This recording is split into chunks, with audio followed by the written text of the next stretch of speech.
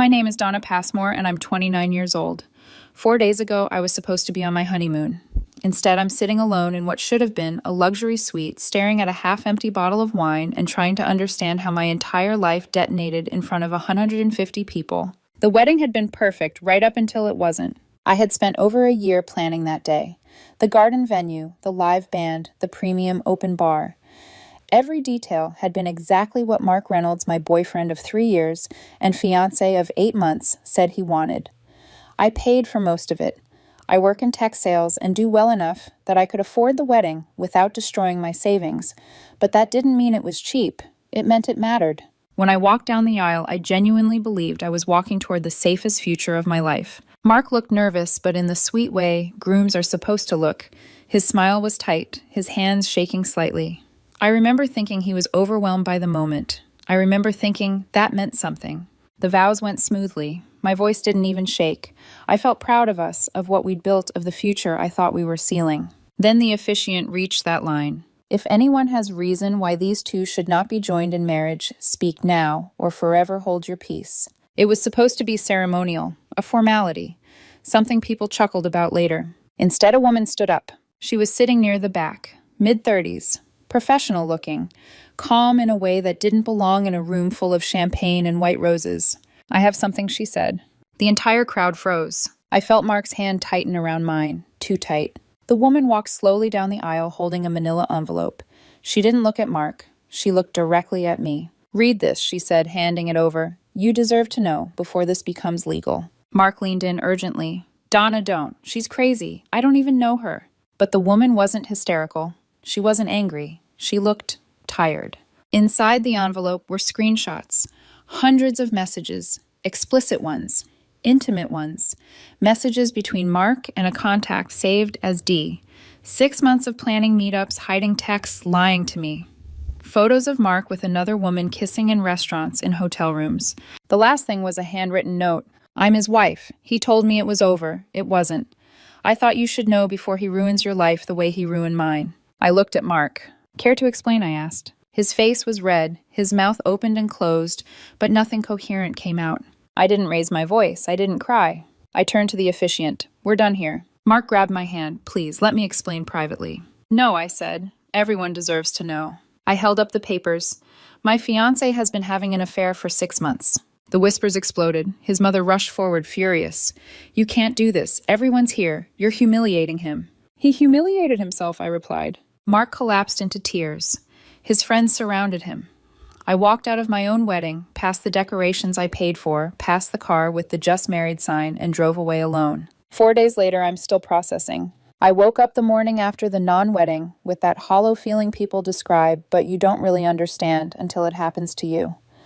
It wasn't sadness exactly. It was shock mixed with the slow, sick realization that the life I had planned, every spreadsheet, every shared joke, every when we're married, had evaporated in a single afternoon. The first thing that hit me wasn't even emotional. It was financial. I sat at the small desk in the hotel suite with my laptop open, coffee untouched, pulling up contracts one by one. Venue, catering, photography, band, flowers, dress, tux, honeymoon. Each line item felt like another quiet punch to the chest. The venue deposit non-refundable. The ceremony had technically started. Catering food, already prepped, partially served during the chaos. Photography paid in full because they showed up and documented everything, including the moment my life imploded at the altar. The band had played for nearly an hour while people whispered and stared. Flowers were custom ordered, non-refundable. My dress was custom fitted, non-refundable. His suit, same story. The honeymoon was the only partial mercy. I'd booked a week in the Caribbean, managed to claw back 60% because I canceled just inside the window, still lost thousands. By the time I finished adding everything up, the number on the screen felt unreal. Tens of thousands of dollars gone. Money I had saved. Money I could have used for a down payment for travel for a future that now didn't exist. And Mark's parents. They had contributed exactly nothing. Early in the planning, they'd claimed financial hardship. I'd accepted that without resentment. I had believed we were building something together, not keeping score. That afternoon, his mother called me. Her voice was sharp, clipped, already angry. You need to stop spreading lies about my son. I almost laughed. Almost. Lies, I asked. You embarrassed him in front of everyone, she said. 150 people. How do you think he's supposed to show his face now? I felt something cold settle in my chest. He cheated on me for 6 months. It was a mistake, she snapped. You don't destroy someone's life over a mistake. A 6-month affair isn't a mistake, I said evenly. It's a series of choices. There was a pause, then the words that permanently changed how I saw her. Well, she said you obviously weren't meeting his needs. I hung up without saying goodbye. Mark, meanwhile, was spiraling. My phone lit up nonstop apologies, declarations of love, accusations, pleas, rage, regret, all of it tangled together like emotional shrapnel. I'm so sorry, one text read. I love you, another. You didn't have to humiliate me like that. How could you do this in front of everyone? I replied once. I didn't humiliate you. The truth did. We're done. Communicate through lawyers about the apartment lease. That was it. He lost it. He called me from his mother's phone after I blocked his number. We can fix this, he said, voice frantic. Couples therapy. I'll cut her off completely. You should have cut her off before planning to marry me, I replied. You're being so cold, he said. Don't you care about what we had? I cared about what I thought we had, I said. That turned out to be fiction. Then came the entitlement. I need you to tell people this was mutual, he said, that we both decided to call it off. You owe me that. I owe you nothing, I said, and ended the call. Later that evening, a message came through from an unfamiliar number. It was the woman from the wedding, the wife. She apologized for the timing, said she'd only discovered the affair was still ongoing 2 days earlier. She'd tracked down our wedding information through her husband's email. She told me Mark had promised to leave her, had told her it was over. It wasn't. My name came up in recent messages. Wedding plans. Lies layered on top of lies. I'm divorcing him, she wrote. I'm sorry you found out this way, but I couldn't let you marry him without knowing. I stared at the message for a long time. Then there was the apartment. Our names were both on the lease. I made 3 times what Mark did. We'd agreed early on that I'd pay 70% of the rent, $2,100 of the $3,000, because it felt fair. At the time, it had felt like partnership. Now it felt like leverage. My lawyer laid out my options calmly, professionally, as if my heart wasn't still bruised. Buy him out, break the lease and split the penalty, or keep paying my share while one of us moved out. I sent him a formal offer through my lawyer. I'd pay him $2,500 to sign over the lease and vacate within 30 days. Generous, all things considered. His lawyer countered with $8,000 and all shared furniture. I said no. That was when I realized something important. The wedding ending wasn't the end of the war. It was just the opening battle. I didn't expect Mark to take responsibility. What I didn't expect was how quickly the narrative would flip, how fast I'd go from the woman who walked away from a cheating fiancé to the villain in someone else's carefully rewritten story. It started quietly. A friend texted me asking if I was okay, but there was something hesitant in the wording, like they were testing the ground. Another asked almost casually whether things between Mark and I had been more complicated than people realized. I brushed it off at first. Grief does weird things to social circles. People want to stay neutral. I understood that. Then I heard what was being said. Mark's mother had been talking. His friends had been talking. And Mark himself, desperate, cornered, furious, had been talking the most. According to him, I was cold, controlling, financially abusive. He hadn't cheated because he wanted to. He'd cheated because he felt trapped. Trapped by the woman who paid most of the rent because she earned more.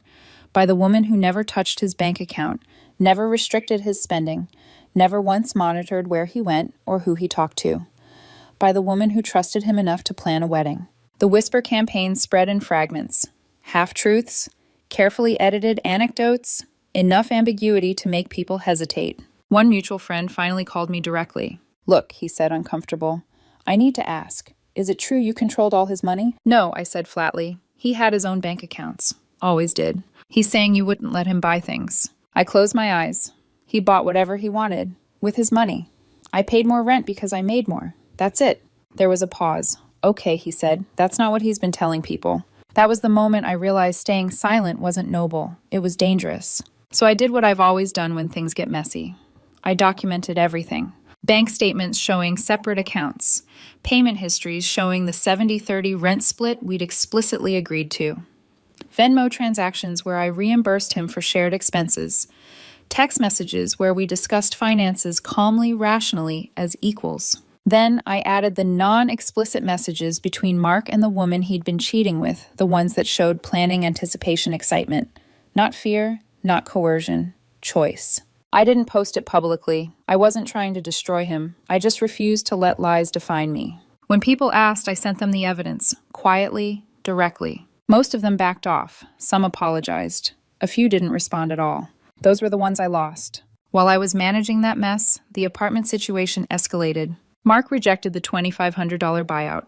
His lawyer came back demanding $12,000 plus all shared furniture, claiming emotional damages from the public humiliation of the wedding collapse. My lawyer actually laughed when he read it. Emotional damages aren't a thing in lease disputes, he told me. They're fishing. We filed to break the lease, instead split the penalty and divide assets properly. A court date was set 6 weeks out. Apparently 6 weeks was too long for Mark. I came home from work one evening and immediately knew something was wrong. The apartment felt lighter. Wrong. The TV was gone. The PlayStation. My KitchenAid mixer. The living room rug. Artwork I'd purchased. Kitchen appliances. Electronics. Things I used daily. He'd left the couch, the bed, the bulky stuff. He'd taken the valuables. I filed a police report that night. The officer was dismissive. "This is a domestic situation," he said. "You're both on the lease. Civil matter." "I have receipts," I said. "Those items are mine." "Small claims court," he replied, already done with the conversation. So I added theft to the lawsuit. Mark's lawyer responded that he'd taken items he had equal claim to as a cohabitating partner planning to marry. My lawyer responded with receipts and a single line, "Return the items, or we pursue criminal charges." Nothing was returned. Then the dirty tricks started. Mark's mother called my workplace. Not my personal phone, not me. My office. She asked to speak to my supervisor and told him I was unstable, harassing her son, making threats. If I'd had a different boss, my life could have imploded all over again. Thankfully, my manager knew me. He called me in, told me exactly what had happened, and asked if everything was okay. I showed him the police report, the documentation. He made a note in my file that this was a personal legal matter and warned that any further contact from my ex's family would be considered harassment. I went home that night shaking not from sadness, but from anger. This wasn't about a breakup anymore. This was about survival. By the time the court date rolled around, I wasn't grieving the relationship anymore.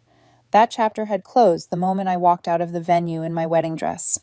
What I was dealing with now was something colder, more exhausting, a slow grinding battle over boundaries, money, and the simple refusal to be treated like a fool. The apartment had become the center of it all. On paper, it was neutral territory, both our names on the lease.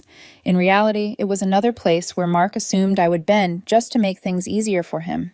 He had always relied on my willingness to be reasonable. What he didn't understand was that reasonableness has limits. After he cleaned out the electronics and valuables, my lawyer advised me to stop engaging directly. Everything went through legal channels now. No emotional appeals, no explanations, just facts. Mark's response through his lawyer was almost impressive in its audacity. He claimed the items he took were joint property acquired during cohabitation in anticipation of marriage. According to him, intent mattered more than receipts. According to him, I was punishing him for cheating by withholding assets. I remember reading that email twice, then setting my phone down and laughing.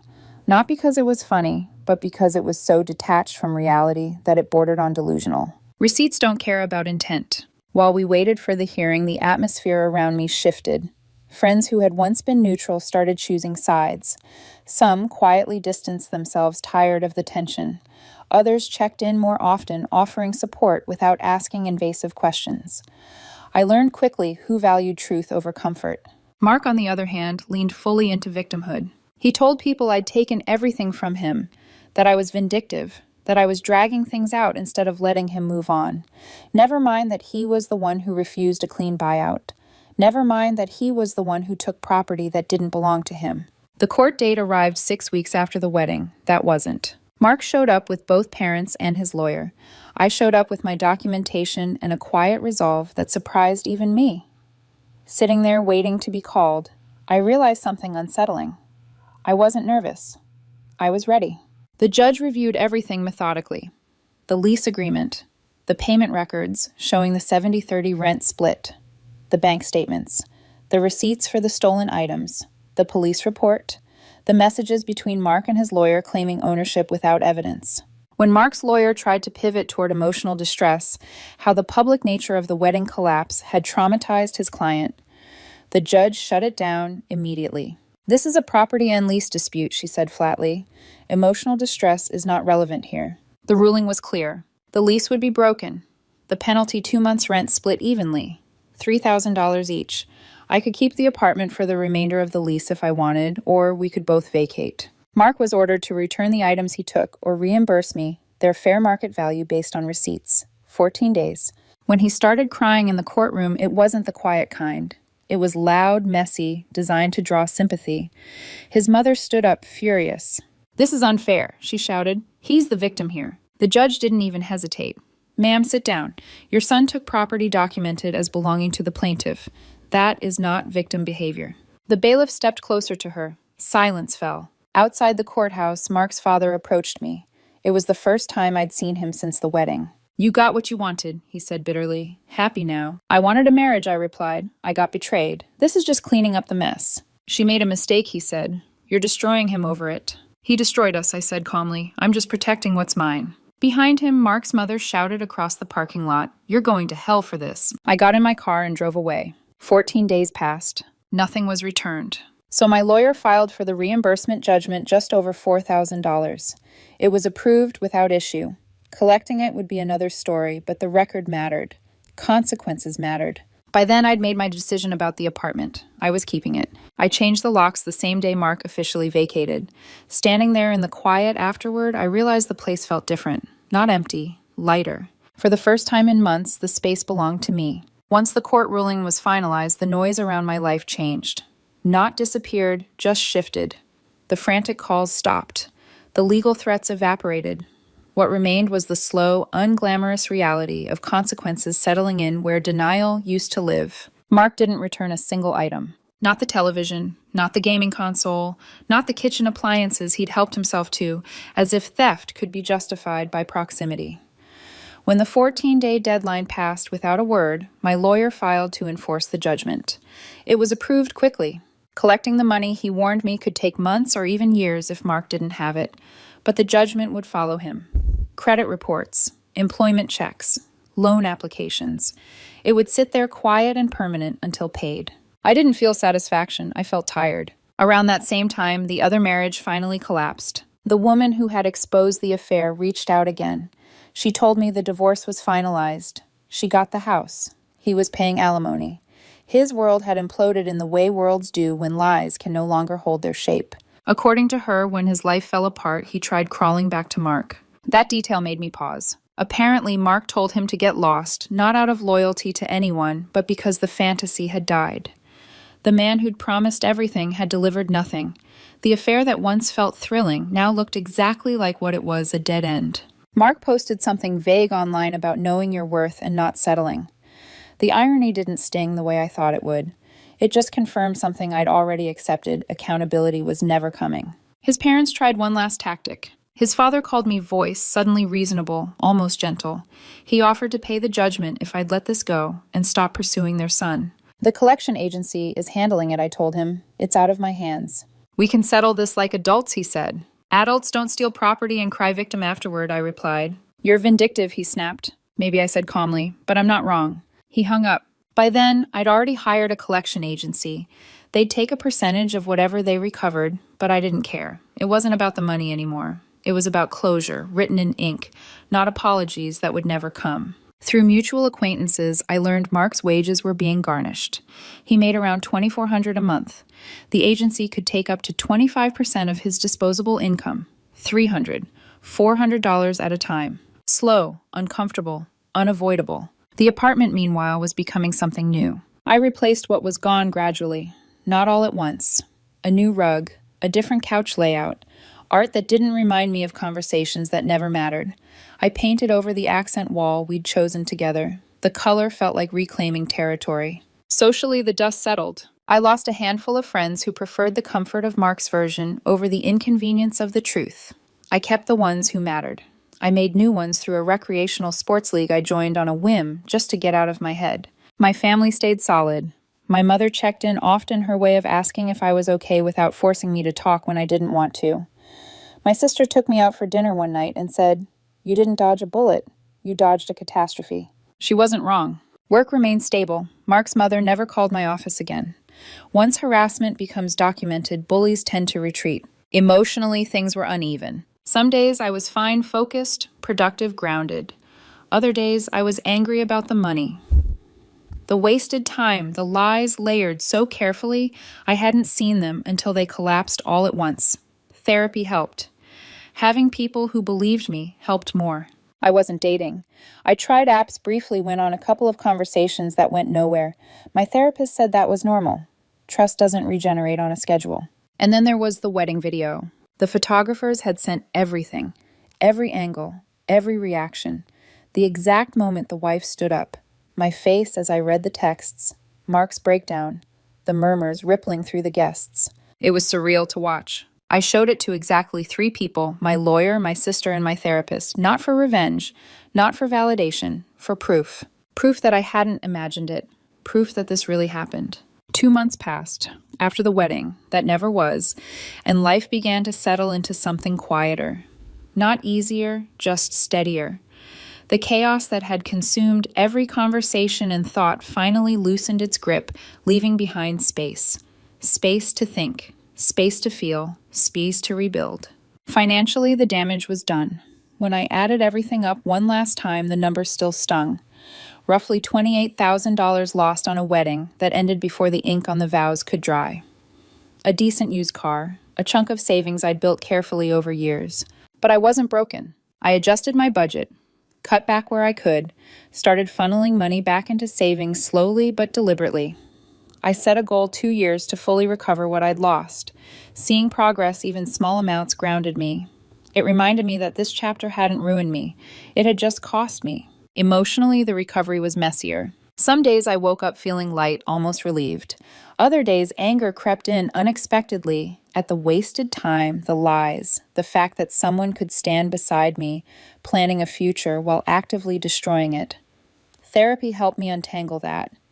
My therapist framed it simply: I wasn't mourning Mark. I was mourning the person I thought he was. That distinction mattered. Through the grapevine, I heard how Mark was doing. He'd moved back in with his parents. Same retail management job. Wages being garnished monthly. According to mutual acquaintances, he was telling people he'd learned and grown from the experience and was focusing on himself. No apology. No acknowledgement of the theft. No remorse for the affair. Just vague personal growth language designed to sound reflective without actually taking responsibility. That told me everything I needed to know. The woman who exposed the affair checked in once more. Her divorce was finalized. She sounded lighter, stronger. She told me she didn't regret exposing the truth even though the timing had been explosive. "Better you found out at the altar than after signing the papers," she said. She was right. Socially, my world looked different now. Smaller, cleaner. I stopped explaining myself to people who wanted drama more than truth. I stopped trying to control how others perceived me. The ones who mattered had seen the evidence. The rest didn't get access to me anymore. Dating still wasn't a priority. I wasn't lonely. I was cautious. Trust, I learned, isn't something you rush back into just to prove you're okay. It rebuilds quietly in moments where someone shows consistency instead of charm. The apartment lease was down to its final 6 months. I'd already started looking at new places. Something smaller, something entirely mine. No shared memories embedded in the walls. A clean slate. The anger softened over time. It didn't disappear, but it lost its sharp edges. It stopped driving my decisions. That felt like progress. I wasn't healed yet, but I was moving forward. Stop. Part 7. Closure without apology. 3 weeks ago, Mark texted me from a new number. I'd blocked the old one. "I hope you're happy," the message read. "You destroyed my life." I stared at the screen for a long moment before replying. "I hope you find peace and a better understanding of consequences." Then I blocked that number too. I wasn't happy he was struggling, but I wasn't responsible for it either. He made choices. I made mine. We were both living with the results. The collection agency continued doing its work. Slowly, methodically. The judgment stayed on his record. That mattered. Accountability doesn't need an audience, it just needs permanence. The apartment felt peaceful now, familiar in a new way. Still, I knew I wouldn't stay much longer. When the lease ended, I planned to move. Downtown, maybe. A one-bedroom that belonged only to me from day one. A fresh start without ghosts. I lost a few friends through this. People who preferred a version of events where betrayal was forgivable as long as it was inconvenient to confront. I kept the ones who showed up without conditions. I made new connections through work, through sports, through simply saying yes to life again. My family stayed close. My mother still asked if I was okay, which was really her way of asking if I was hurting. The honest answer surprised even me. I wasn't sad about losing Mark. I was sad about losing who I thought he was, and those aren't the same thing. Work thrived. Therapy continued. Trust rebuilt slowly inward before outward. I stopped replaying the wedding video in my head. Stopped wondering what signs I'd missed. Stopped blaming myself for trusting someone who had every incentive to lie well. The last thing I learned from all of this was simple but hard-earned: if something feels off, investigate. Don't ignore red flags just because you're invested, and never confuse forgiveness with self-erasure. The chapter closed the moment I walked away from the altar. The next one hasn't been written yet, and that's okay. My name is Vanessa Hartman. I'm 32, and I'm sitting alone in an apartment that still smells like his shampoo, trying to understand how my life detonated in less than 48 hours without leaving a single scorch mark on the walls. If you'd asked me last week whether I trusted Carlos Cole, I would have said yes without flinching. 4 years together will do that to you. It smooths the sharp edges off doubt. It makes me feel like a place you can put your keys and your future plans. Carlos had a key to my apartment. His clothes took up half my closet. We had a joint lease, the kind you sign when you stop pretending you're casual and start building a life. We'd been talking about making it official next month, moving from this half-in, half-out rhythm to something sturdier, maybe even house hunting. The conversations weren't fantasies anymore. They were spreadsheets, neighborhoods, and weekends blocked off for showings. So when Carlos told me Thursday morning that he was flying to Las Vegas for a guy's weekend, his best friend hitting a milestone birthday, big celebration, the usual, I didn't feel threatened. I dropped him at the airport, kissed him goodbye, told him to have fun. Normal stuff. The kind of normal you don't appreciate until it's ripped out from under you. Saturday afternoon, I was on the couch with a bowl of leftover pasta, half watching a football game I didn't really care about when my front door opened. At first, my brain refused to process it because it didn't fit the schedule. Carlos wasn't supposed to be back until Sunday. He walked in like someone trying to remember how to move naturally bag slung over his shoulder. Eyes a little too bright, skin a little too pale. Not happy, not sad, just off. Like he'd stepped into the wrong life and was hoping nobody would notice. Carlos Fifer set the bowl down. You're back early. He dropped his bag by the wall and stood there staring at me like I was the only solid object in the room. I smiled, trying to keep it light, because that's what you do when you love someone, and you assume there's a reasonable explanation waiting behind their weird energy. Everything okay? I asked. He didn't answer right away. His throat worked like he was swallowing something sharp. Then he said, Something happened in Vegas, and I need to tell you before you find out another way. My stomach dropped so fast I felt it in my fingertips. The first thought wasn't marriage. It was the obvious one. Cheating. A woman's name I didn't know. A mistake he'd blame on liquor and bad influence. I muted the TV without taking my eyes off him. Okay, I said, because I didn't trust my voice to do anything else. He exhaled like he'd been holding his breath for days. I got married. For one insane second, I laughed. Not because it was funny, but because my mind needed something, anything to keep from cracking. I genuinely thought he was joking, like this was some stupid Vegas story meant to impress me with its chaos.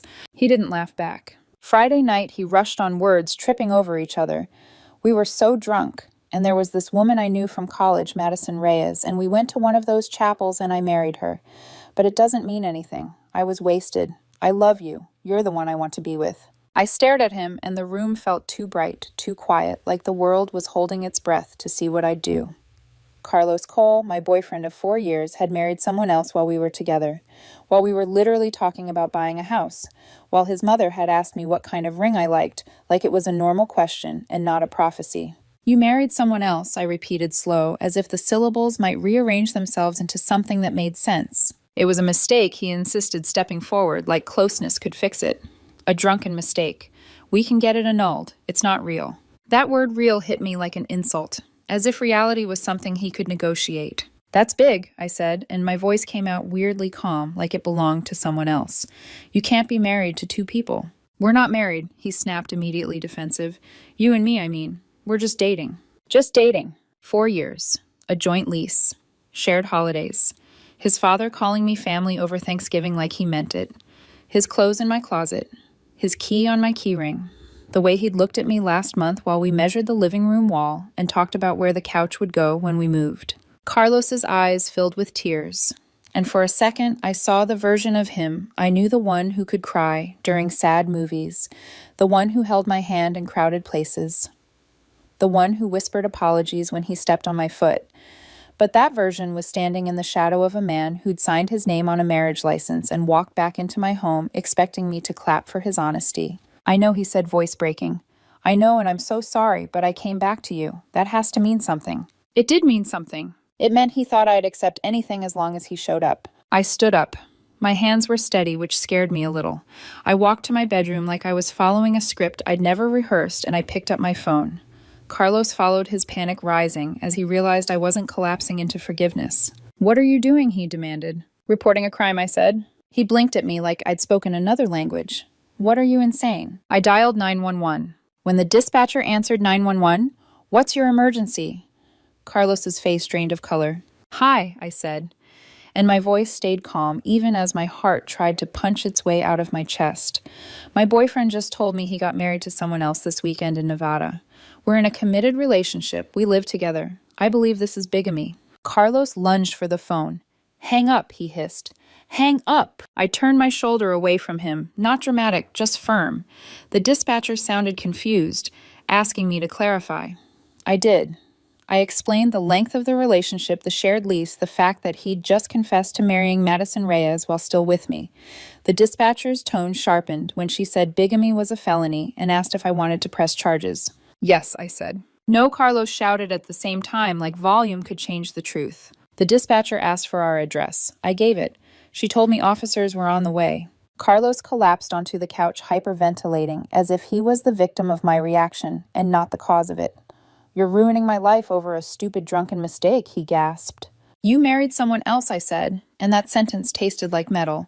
You married someone else yesterday and walked in here today like it's no big deal. 20 minutes later, there was a knock. 2 officers stepped into my apartment, the air shifting with their presence. Carlos sat frozen on the couch, staring at the wall like he could disappear into it. I explained everything again, louder this time, because the world had witnesses now. I showed the lease with both our names.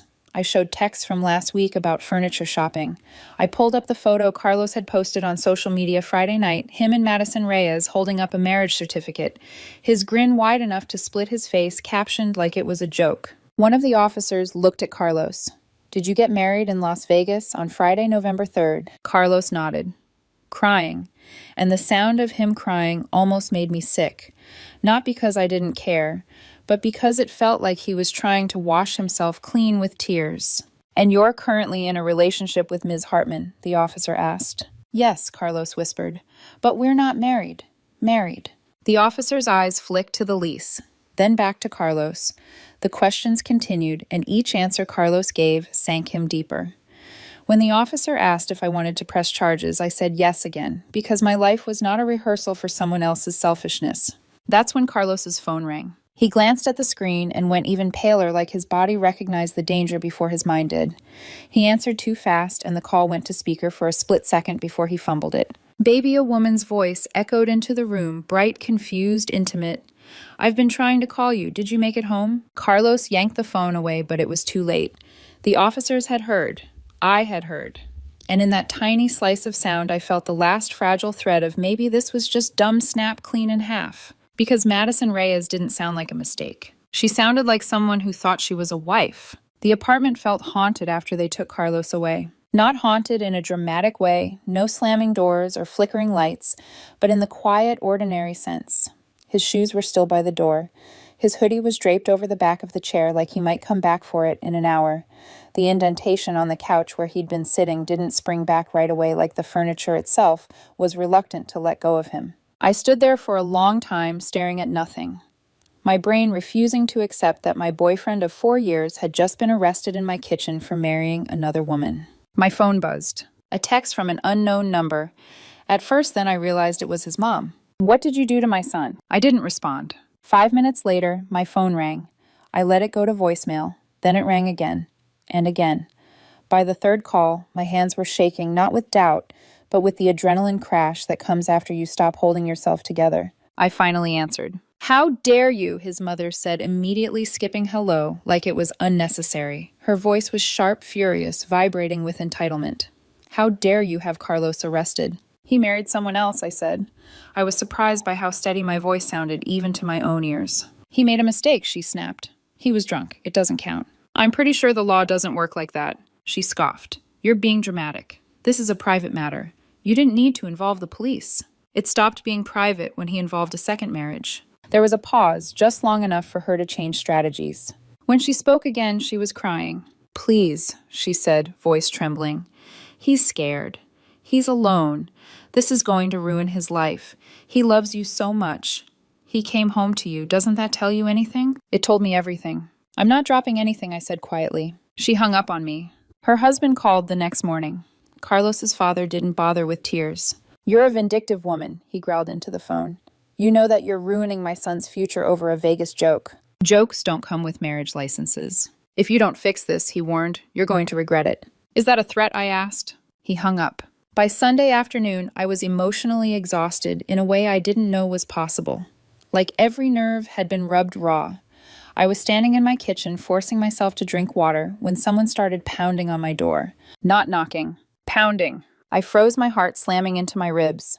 I didn't move right away. Instead, I walked slowly to the door and looked through the peephole. A woman stood in the hallway, mid to late 20s, hair pulled back too tight, mascara smudged under her eyes like she'd cried and wiped it away aggressively. She looked frantic, angry, terrified all at once. I opened the door but kept the chain on. Yes, I said. She exhaled sharply like she'd been holding her breath the entire time. Are you Vanessa? Yes. Her jaw clenched. I'm Madison. Madison Reyes. The name landed like a physical thing, heavy and undeniable. I need to talk to you, she said, about my husband. My stomach twisted. You mean Carlos? Her eyes flicked past me into the apartment confusion flashing across her face. You're his roommate. I almost laughed. Almost. No, I said, I'm his girlfriend, of 4 years. The hallway seemed to tilt. What she whispered. I could see the exact moment her certainty cracked. The story she'd been holding on to, whatever version Carlos had sold her, started to fall apart in her eyes. We lived together, I continued, not unkind, but not cushioning it either. Joint lease, 4 years. He left here on Thursday as my boyfriend. Madison shook her head violently. No, that's not possible. He told me he was single. He said his last relationship ended years ago. We celebrated our anniversary in July, I said. Her face drained of color. She pulled her phone out with shaking hands and started scrolling, thrusting it toward me through the small gap the chain allowed. Photos of them together flashed by restaurant selfies, poolside shots, one that made me look away because it was too intimate to process without screaming. All from Friday and Saturday, she said, her voice breaking. He told me he came back here to deal with logistics, to pack his things.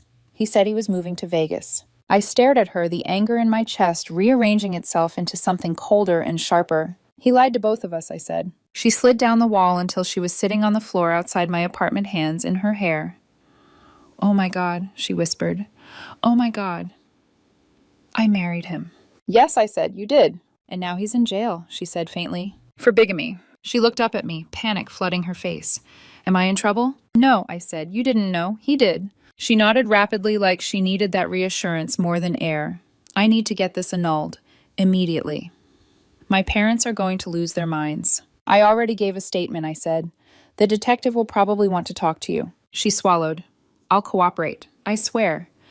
I didn't know about you. I would never have done this if I did. I believed her. Not because I wanted to, but because her shock was too raw, too unfiltered to be an act. We sat there for a moment, two women connected by the same lie, neither of us knowing what to do with the wreckage yet. Then her phone buzzed. She looked at the screen and laughed bitterly. His mom. Good luck, I said. She stood wiping her face. I'm sorry, she told me.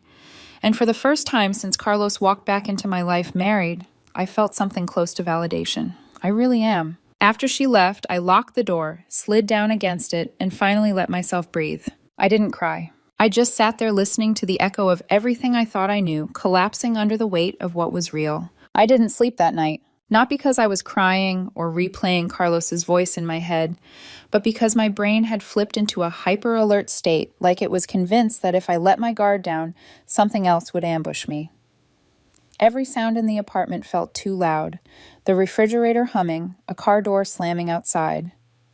My phone lighting up on the nightstand with messages I refused to open. Sometime around 6 a.m., my phone buzzed again. This time it was Madison. I found more messages. You need to see them. My chest tightened before I even opened the attachment. Screenshot after screenshot filled my screen. Texts between Carlos and Madison dated months before the Vegas trip. Not casual check-ins. Not, hey, long time. These were emotionally intimate, carefully worded conversations. Complaints about feeling stuck. About wanting something real. About timing and patience. One message from early September made my hands go numb. I just need to figure out how to end things without blowing up my living situation. Maybe I can stay until we get set up. I read it 3 times, my brain stubbornly trying to reject what my eyes already knew. He hadn't made a drunken mistake. He had made a plan. Suddenly, every detail of the last few months rearranged itself into a new, uglier picture. The distracted way he'd been on his phone. The vague answers when I asked about the future. The reassurance that felt slightly rehearsed. He wasn't confused, he was strategic. I called Madison. I'm sending everything to the detective, she said immediately, her voice tight and furious. All of it. I'm not protecting him. I'll do the same, I said. By Monday morning, I was sitting in a sterile interview room at the police station, a paper cup of bad coffee untouched in front of me.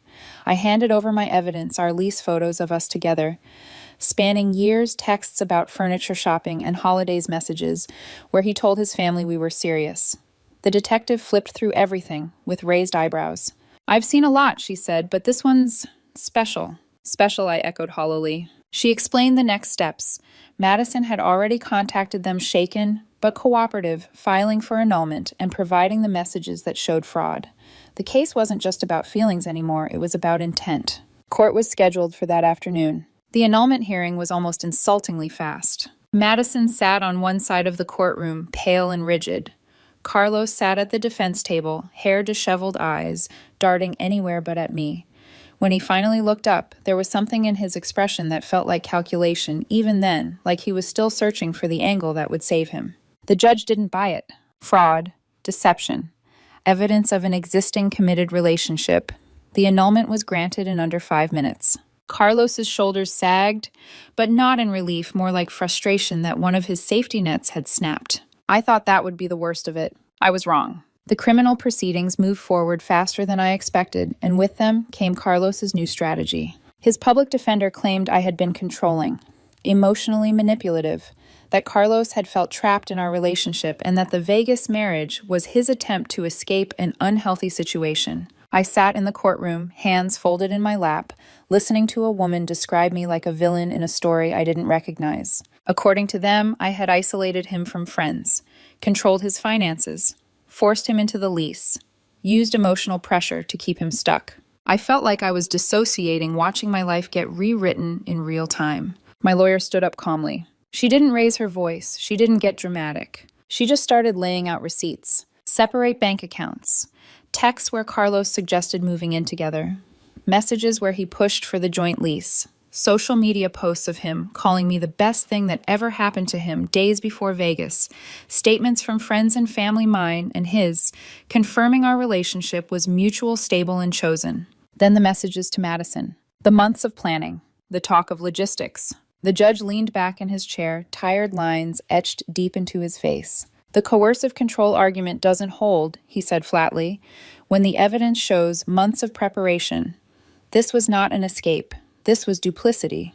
Trial was set for January. Outside the courthouse, Carlos's mother tried to approach me. Security stepped in before she could get close. She screamed anyway. "You're heartless," she shouted. "You're enjoying this." I didn't respond, because the truth was I wasn't enjoying anything. I was surviving. That night I changed the locks. The next day I installed security cameras. Not because I was scared of Carlos, but because I was done underestimating the chaos that entitlement could bring into my life. And somewhere between drilling screws into my front door and deleting the last photo of us from my phone, I realized something that hurt almost as much as the betrayal itself. The man I loved didn't just lie to me. He believed he deserved to get away with it. By the time January arrived, my life had shrunk. Not in a dramatic, cinematic way, but quietly, intentionally. I stopped explaining myself to people who had already decided who the villain was. I stopped answering unknown numbers. I took different routes home from work. I learned which grocery store aisles I could walk down without running into someone who knew the story and felt entitled to an opinion. Carlos, meanwhile, seemed to expand. Not emotionally, legally. His parents hired him a better lawyer. His defense got louder, more aggressive, more imaginative. Every filing painted me as some kind of puppet master, the cold girlfriend who forced commitment, the woman who weaponized the legal system when her partner tried to escape. It was surreal reading my own name attached to words like abusive and controlling. The trial lasted 2 days. I remember the courtroom temperature more than anything else too cold, like the building itself was trying to numb everyone inside. The prosecutor laid out the timeline slowly, methodically, like they were telling a story that didn't need embellishment because the facts were outrageous enough on their own. Exhibits flashed on screens, messages between Carlos and Madison that spanned months, not days. Plans, promises, strategy. The Vegas marriage certificate photo where Carlos looked thrilled, not drunk or confused. Social media posts from the week before the trip, Carlos and me smiling at dinner, his caption calling me home. Madison testified first. She looked smaller than I remembered her from the hallway outside my apartment, but steadier. Her voice shook when she talked about how Carlos told her he was single, how he described me as a roommate with a crush he was handling. When she talked about finding out he'd been living with me the entire time, she cried, not loudly, just enough to show the damage underneath her composure. I wouldn't have married him if I'd known, she said. I loved who I thought he was. Then it was my turn. Walking to the witness stand felt like walking into a spotlight I hadn't auditioned for. Carlos wouldn't look at me. His parents did his mother with fury, his father with something darker like resentment sharpened into blame. I told the truth. About the lease, about the future plans, about him walking into my apartment and saying I married someone else, but I love you. About the calm that settled over me when I realized this wasn't a misunderstanding, it was a boundary being tested. The defense cross-examined me hard. They asked if I'd ever argued with Carlos, if I'd ever asked him to spend less time with certain friends, if I'd ever cried during disagreements, if I'd ever said I'd be devastated if he left. Yes, I said to all of it. That's what relationships look like. They asked if I knew calling the police would ruin his life. I knew he'd committed a felony, I replied, and that consequences aren't optional. The jury watched closely. Some nodded. Some looked uncomfortable, but no one laughed. No one rolled their eyes. By the end of the second day, it felt like the air in the room had changed. The jury deliberated for 3 hours. When they came back, my heart hammered so hard I was sure everyone could hear it. Guilty of bigamy in the 3rd degree. Carlos closed his eyes. His mother sobbed. His father stared straight at me, like he wanted to memorize my face for all the wrong reasons. Sentencing came a week later. Probation, community service, a fine, no jail time because it was his first offense, and his lawyer argued he'd already suffered enough. He'd lost his job when his employer found out. His reputation was in pieces. The judge said he hoped Carlos would learn from this. Outside the courthouse, Carlos's mother cornered me before security intervened. Happy now, she spat. You destroyed him. He destroyed himself, I said. I just didn't cover for him. Madison texted me that night. It's over. Thank you for telling the truth. I stared at my phone for a long time before replying. I'm sorry we met like this. Her response came quickly. Me too. Trial season ended the way storms do not, with a single dramatic moment, but with exhaustion settling into everything. I thought relief would feel bigger. Instead, it felt quiet. And in that quiet, I finally understood that justice doesn't always bring closure. It just stops the bleeding. Stop. Part 5. Aftermath. Quiet healing and the cost of boundaries. When everything was finally over, nothing rushed in to replace it. No dramatic sense of victory. No cathartic release. Just silence, wide, clean, and unfamiliar. The kind of silence you only notice after months of noise stop all at once. I moved 2 weeks after sentencing. Not far. Just far enough that I wouldn't run into memories on every block. I found a smaller place across town, month to month, no shared walls with my past. The first night there, I sat on the floor with a takeout container and realized I could breathe without bracing for the next phone call. Therapy started shortly after. That's where I admitted the parts I'd kept locked away during the trial, the fear that my calm had been mistaken for cruelty, the humiliation of being publicly recast as an abuser, the anger at how easily people excuse betrayal when it wears the right face. My therapist didn't try to soften it. You held a boundary, she said, and people who benefit from your lack of boundaries are always the loudest when you enforce one. Madison and I stayed loosely in contact. Not friends, not enemies, something quieter. She told me Carlos's parents had pressured him to settle her wedding expenses to avoid another court fight. She was getting some of her money back, not all of it, but enough to feel acknowledged. Carlos tried once. A handwritten letter, 4 pages, apologies, therapy promises, claims that Vegas had been a moment of weakness.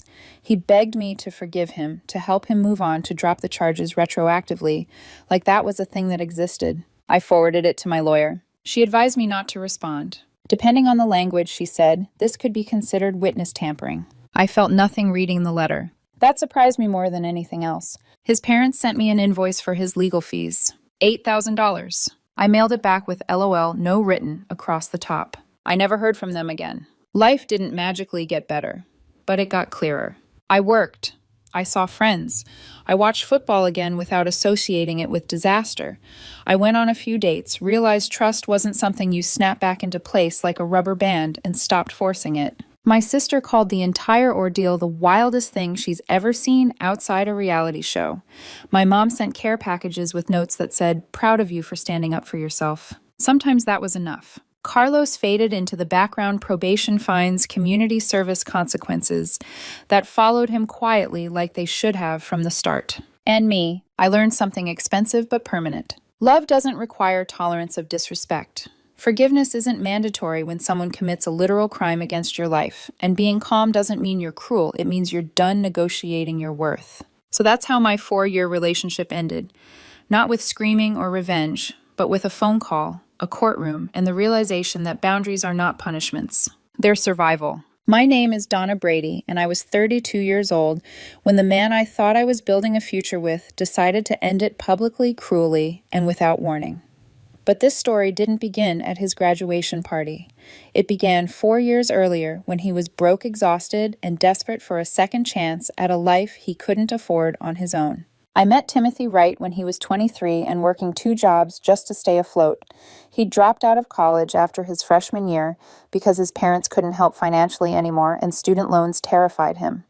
He was exhausted in that bone-deep way you only see in people who've been surviving instead of living.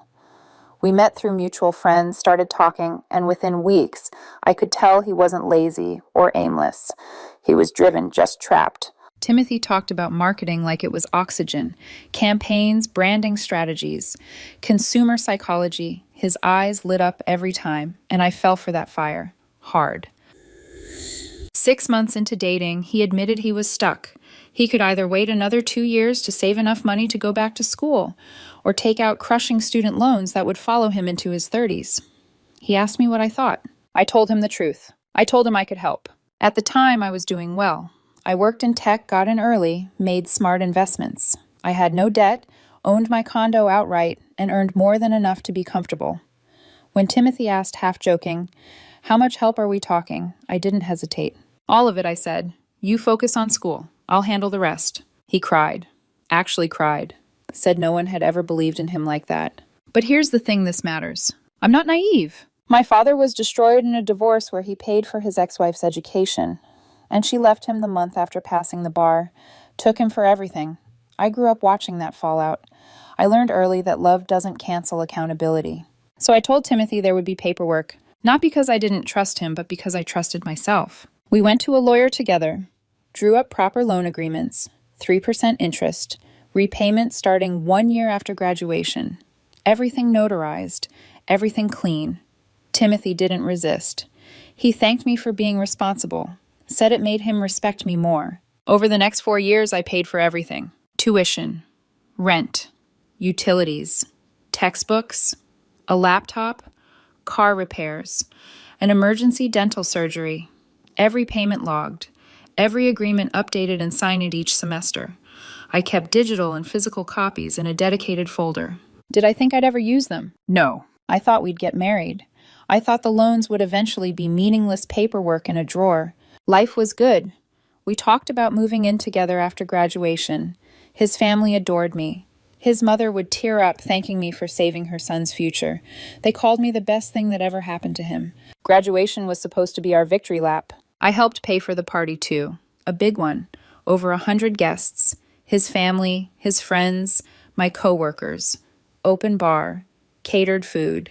I even gifted him a professional camera, wrapped and ready. I remember standing there that night watching him laugh with his classmates thinking we did it. I just didn't know who we really were yet. People love to say money doesn't matter in relationships. That love is enough. That commitment makes everything else fade into the background. I believed that once too.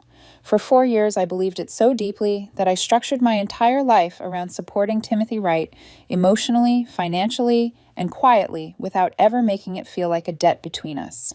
On paper, the numbers were clean and clinical, tuition payments broken down by semester, rent and utilities logged monthly, textbooks, software subscriptions, a replacement laptop when his old one died 2 weeks before midterms, car repairs when his transmission failed, an emergency dental visit that left him shaking in pain and crying with relief when I told him not to worry about the bill.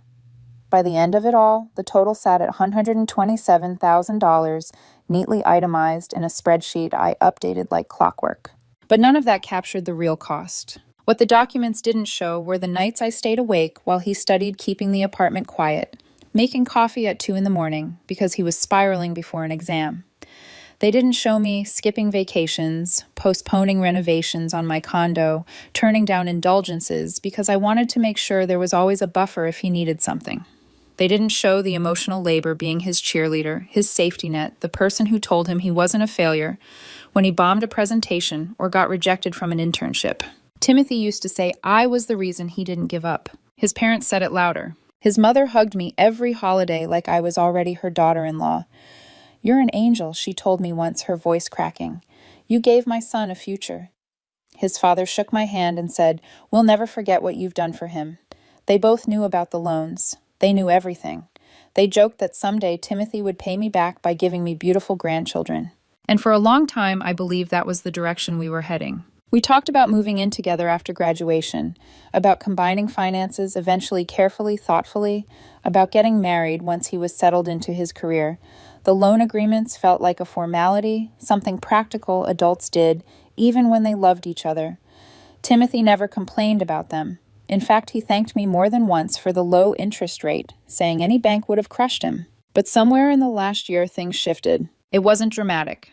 No explosive fights, no obvious betrayal, just distance. Timothy became more guarded with his phone, more dismissive when I asked about his day. He started talking about needing space to figure out who I am after school, which I brushed off as stress. Senior year is brutal. Everyone says that. There was also her. He called her his study partner, an ex-girlfriend from early college years before me. They'd reconnected for a group project, he said. It was harmless. She was smart, helpful, already in the program when he returned. I didn't love it, but I trusted him. After all, I was the woman who had bankrolled his entire education. Why would he risk that? Graduation approached fast. Timothy was distracted but excited. The party planning fell mostly on me. Venue deposit, catering choices, open bar package. I paid for the space $3,200 and didn't add it to the loan. I told him it was a gift. He smiled, kissed my forehead, said I was incredible. The night of the party, I stood in the crowd, watching him shake hands, laugh, pose for photos. His family beamed with pride. His friends slapped him on the back. I felt satisfied, like every sacrifice had led to this moment. When Timothy took the microphone for his speech, I smiled, ready to hear the thank yous. Maybe even something about us. Maybe a hint at the future. I had no idea that the next few minutes would erase 4 years in front of everyone I knew. Timothy cleared his throat and tapped the microphone, the familiar squeal cutting through the music and chatter. The room slowly quieted. Glasses were set down. Conversations faded. More than 100 faces turned toward him, expectant, smiling, proud. I stood near the back close enough to see his expression clearly. He looked calm, confident, almost rehearsed. "Thank you all for coming," he began. "This journey hasn't been easy, and I couldn't have done it without so much support." Polite applause followed. I smiled, my chest warm. I expected my name next, or at least a glance in my direction. Instead, he kept going. This feels like the right moment for new beginnings. Something in my stomach tightened, just slightly, a flicker of anticipation. For half a second, I wondered absurdly if he was about to propose. Timothy had never been traditional, but he liked symbolism. A graduation party, a room full of family, a fresh start. Then he said it. I'm breaking up with my girlfriend. The room didn't just go quiet, it froze. I heard someone near me inhale sharply. A glass slipped from someone's hand and shattered on the floor. My own ears rang as if a pressure wave had hit me. Timothy didn't look at me. He kept talking. She's been amazing, truly, he said, voice steady. But I've realized that she's been holding me back. I'm stepping into my career now, and I need someone on my level, someone who challenges me intellectually, someone who's growing in the same direction. I couldn't breathe. My face felt hot, then cold. 4 years collapsed into a single sickening moment. This wasn't just a breakup. This was an execution. Public, deliberate. Then he gestured into the crowd. I want to be honest about where my heart is. This is Lena, my study partner from senior year. We've connected on a deeper level, and we're going to see where this goes. A woman stood up slowly, eyes wide, clearly unprepared, to be thrust into the spotlight. Lena, his ex-girlfriend, the one I'd been told not to worry about. A few people clapped, unsure, awkward. Most didn't move at all. I looked toward Timothy's parents. His mother was smiling, beaming actually, like this was exactly how the night was supposed to unfold. That hurt more than anything he said. I stood there for what felt like an eternity, but was probably 10 seconds. Long enough for the initial shock to pass, long enough for the pain to land, and long enough for something colder to slide into place behind it. Clarity. Timothy finally looked at me. His expression softened, almost relieved, as if he'd expected screaming. Tears. A scene. I stood up instead, smiled. Congratulations, I said, my voice calm enough to shock even me, on the degree and the new relationship. The room collectively exhaled. Timothy smiled back, visibly relaxing. Thank you for understanding, Donna. You're a good woman. You'll find someone. Oh, I'm sure I will, I said. I took a step toward him, then paused. Before I go, though, I added lightly, I just need you to sign something real quick. Confusion flickered across his face. What? I pulled out my phone, opened a folder labeled Loan Agreements, and turned the screen toward him. Just acknowledging receipt of your loan payoff schedule, I said. You know the $127,000 I loaned you over the last 4 years. Repayment starts 1 year from today per our agreement. Monthly payments of $1,847 for 7 years. The color drained from his face so fast it was almost impressive. What are you talking about? He whispered. The loans, I replied, still smiling. You signed agreements every semester. 3% interest. Very generous. Here's the full accounting. I airdropped the document to his phone. I watched his hands shake as he accepted it. I watched Lena lean over his shoulder and grab the phone. Is this real? She asked, her voice tight. Very, I said. All legally binding.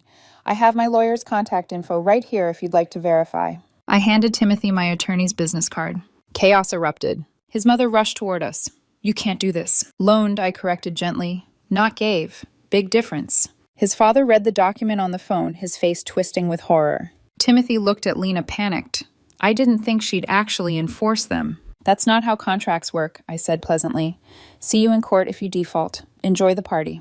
I walked out. On the way, I took back the camera I'd wrapped, as a gift stopped at the bar, and told them to cut off the tab.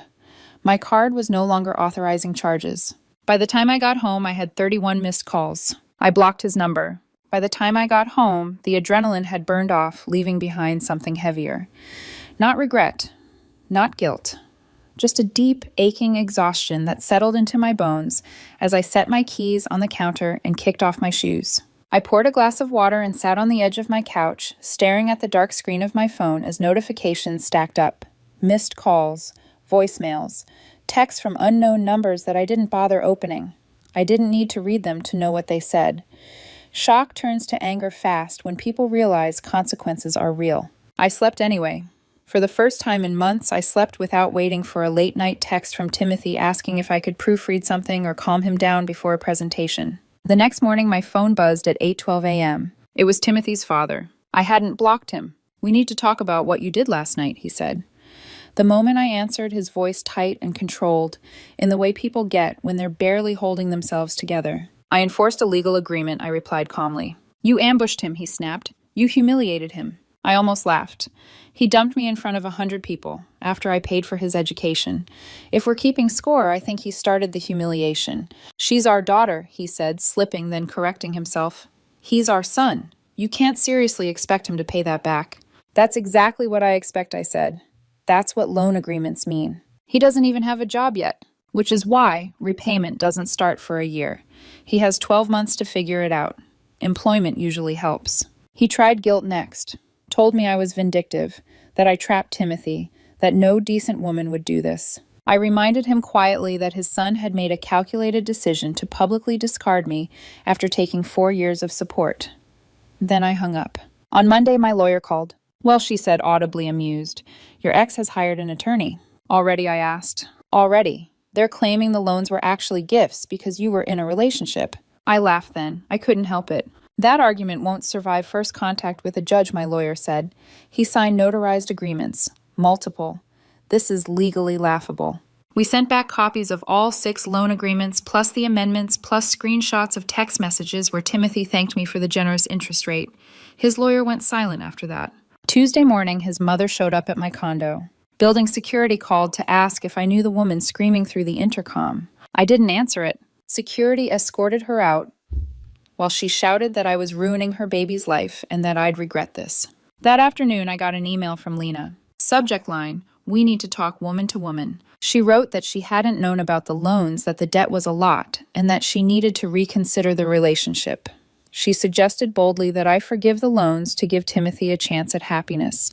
I replied with 3 words, not my problem. That night she broke up with him. According to a mutual friend, Timothy lost it, screamed, cried, accused Lena of being shallow. Said she only cared about money. The irony was almost poetic. Wednesday brought the mediators. Friends calling to help, asking if I could reduce the amount, forgive part of it, be the bigger person. Why, I asked one of them. Because you loved him. Loved, I corrected, past tense. Thursday was when Timothy's mother made the biggest mistake of all. She called my mother.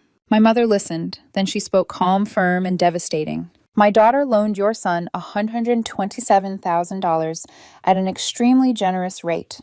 He accepted it, signed for it, and then publicly humiliated her. If you raised him to think legal agreements don't matter, that's on you. She hung up.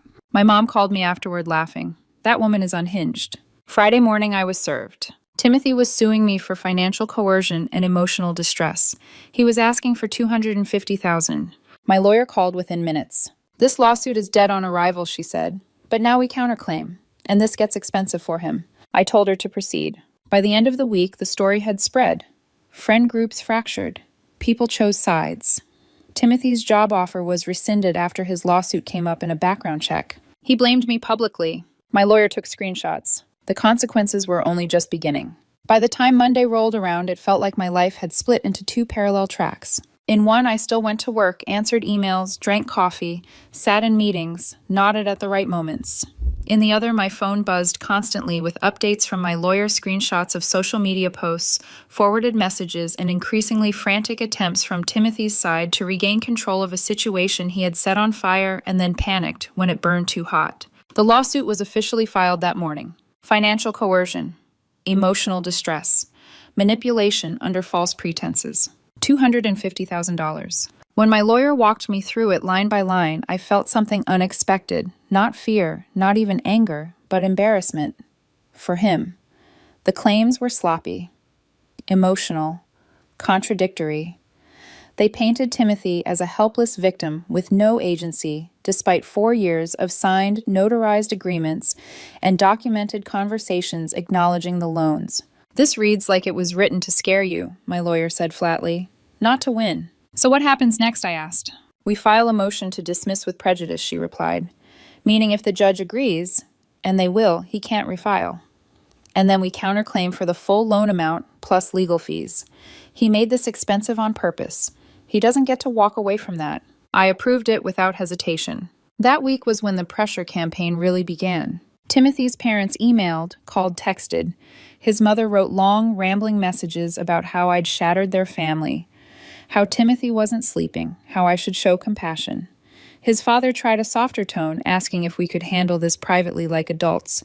I didn't respond to any of it. Mutual friends kept trying too. 3 different people, 3 variations of the same conversation. You're technically right, one of them said, but morally... Moral would have been breaking up with me in private, I replied, before using me to fund your future. Another friend told me this was making me look bad. To who, I asked. People who think contracts don't apply when feelings are involved. By Thursday, Timothy's online behavior had crossed from reckless into stupid. He posted a long rant about men being financially trapped by powerful women, about being used as collateral in a relationship built on control. He never named me, but it didn't matter. Anyone who knew us knew exactly who he meant. My lawyer texted me one word: screenshot. We added it to the counterclaim as evidence of defamation and harassment. Behind the scenes, his life was unraveling faster than mine ever did. The job offer he'd been celebrating quietly disappeared. Not because I contacted anyone, but because hiring managers don't love candidates who are actively suing someone they were romantically involved with, especially when the lawsuit looks vindictive and poorly grounded. According to a friend still in his orbit, Timothy blamed me for everything, said I'd ruined his career, his reputation, his mental health. He never mentioned the 4 years I spent making sure he never had to choose between rent and tuition. Friday afternoon, my lawyer called again. Judge scheduled the hearing for the motion to dismiss, she said. 3 weeks from now. I let out a slow breath. So this ends soon? This phase does, she replied. After that, it's about money. That weekend, something shifted inside me. The anger faded. The hurt dulled. What remained was a quiet, almost clinical resolve. I wasn't doing this out of spite anymore. I was doing it because I refused to be rewritten as the villain in a story where I had been generous, transparent, and betrayed. Timothy chose a public stage when he ended things. Now he'd have to stand on another one without applause. The courthouse was colder than I expected. Not physically, I mean emotionally. Fluorescent lights, gray walls, people sitting on hard benches pretending not to stare at each other. I arrived early with my lawyer dressed simply but deliberately. I didn't want to look aggressive. I wanted to look like exactly what I was, someone who showed up prepared. Timothy arrived 15 minutes late. He wore jeans, not even nice ones, faded, wrinkled, paired with a jacket that didn't quite fit.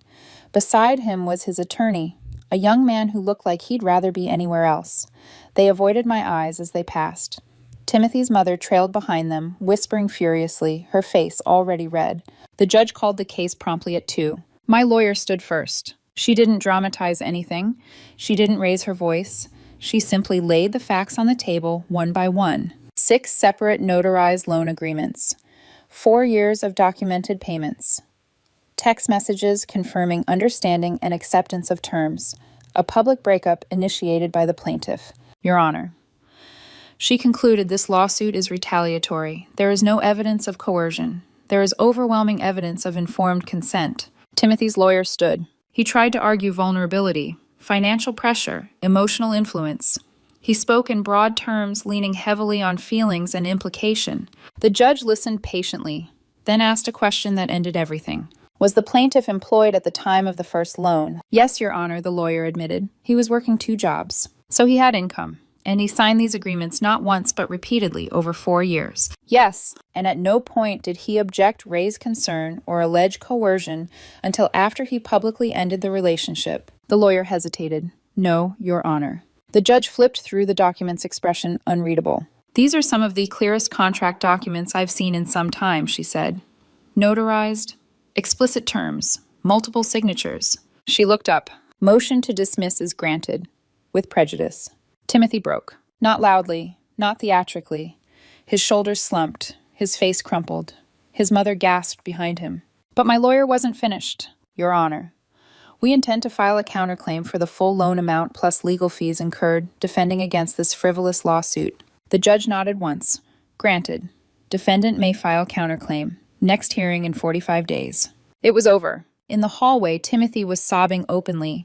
His mother lunged toward me, screaming that I was destroying her son's life. A court officer stepped between us. Ma'am, you need to stop, Timothy's own lawyer said sharply. You're making this worse. My lawyer handed over the counterclaim paperwork right there. See you in 45 days, she said pleasantly. In the car afterward, my lawyer laughed a short, disbelieving sound. That went better than expected, she said.